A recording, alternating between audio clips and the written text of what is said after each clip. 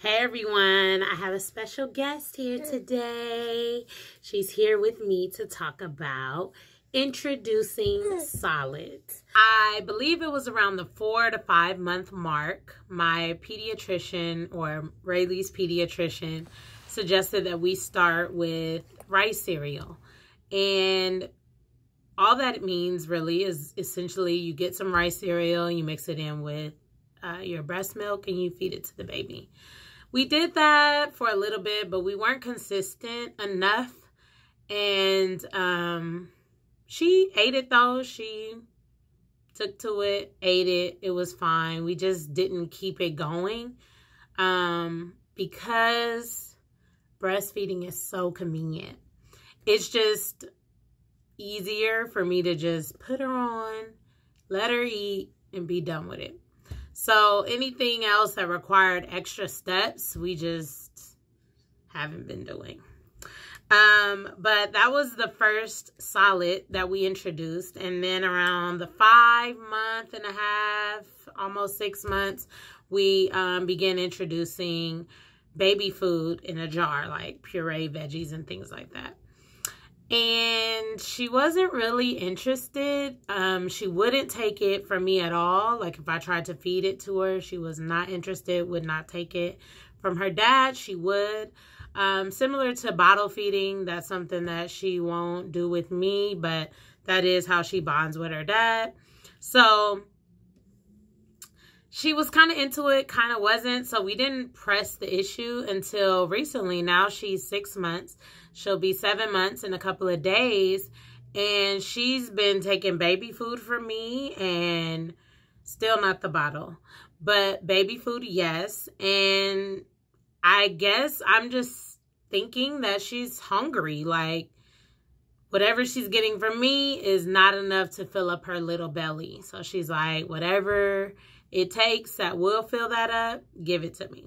So that's kind of been the journey so far with feeding her and introducing solids. I was told recently that she needs to begin to drink water from the bottle, hold her own bottle, and then eventually transition to a sippy cup. And that's something that I'm like stressing out about because she's not interested in holding a bottle, drinking from a bottle, and especially not water. But I'm trying and I'm going to keep going. I think the key is consistency. So no matter how she reacts to what I'm doing, just to keep doing it, keep trying until eventually she's like, to heck with it. Let me go ahead and drink this water.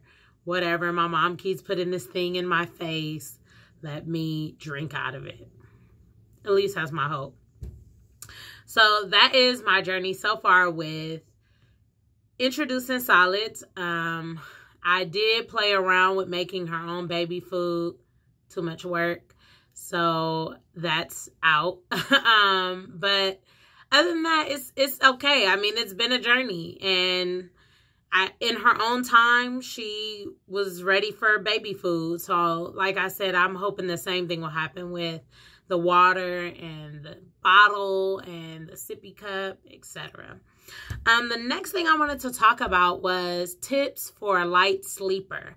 Now, you might have a baby who will wake up at the drop of water coming from the faucet. My daughter is a light sleeper. She gets that from her father.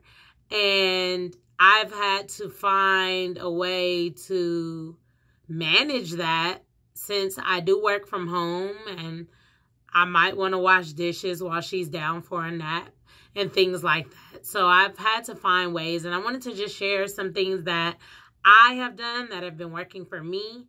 And hopefully it'll help one of you moms out there. So the first tip is to hold the baby. So when she falls asleep, most times she's falling asleep on my boob. And so on me. And so I will hold her for at least about 20 minutes, I would say. And that's normally enough time for her to like get into a good sleep. And I know that she's not pretending or, you know, not phasing into sleep, but she's asleep. And then I'll put her down instead of putting her down, 5 minutes after her falling asleep. So that would be tip number 1, is just to hold the baby for a little bit and let them get into a deeper sleep before you put them down. Number 2 is I like to make sure I create a plush area similar to where she sleeps through the night so that she feels comfortable and it feels familiar to her. So I'll make like a pallet and I'll put that on the couch, and then I'll allow her to take her nap there. It does seem to work as far as if she rolls over and, opens her eyes a little bit, she'll still go back to sleep, which is good. So that's another tip that I wanted to share. Tip 3 is to play music softly in the background so it can buffer out any noises that may happen outdoors. During the day, we spend our day in our living room, so there's trash trucks, car horns, people talking, all kinds of noises that pass our front door and our windows. So I found, I can't eliminate all noise around you. That's impossible. I'm not going to be that quiet around you. So I just play music softly, and that kind of buffers out any other harsh noises from the outside that could impact her nap and cause her to wake up. And last but not least, make sure your baby is really tired, especially now that she's older, playing with her a lot. She starts rubbing those eyes, and I'm like, no, we're going to keep playing until she gets fussy. And then I'm like, okay, you're tired. You're about to take a good nap. So that would be my last tip, is just to make sure all that energy is out so that the baby gets a good nap. Naps are essential. They're needed, especially the older they get, the more energy they exert. And so you want to make sure that they're getting the proper amount of naps each day around the same time so that when you have time to do other things. And if you're working from home, that can be time for you to make calls or, anything that you don't want baby background noises happening while you're completing your tasks. So these are my tips for a light sleeper. This is my journey so far with introducing solids. If you have any tips for me, share them down below. Make sure you comment that. If you have any video suggestions, make sure you leave those below as well in the comments. And I hope you enjoyed this video. Hopefully it helps someone out there. And I will talk to you soon.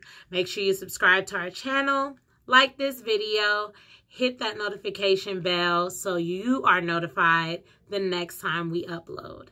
I'll talk to you later.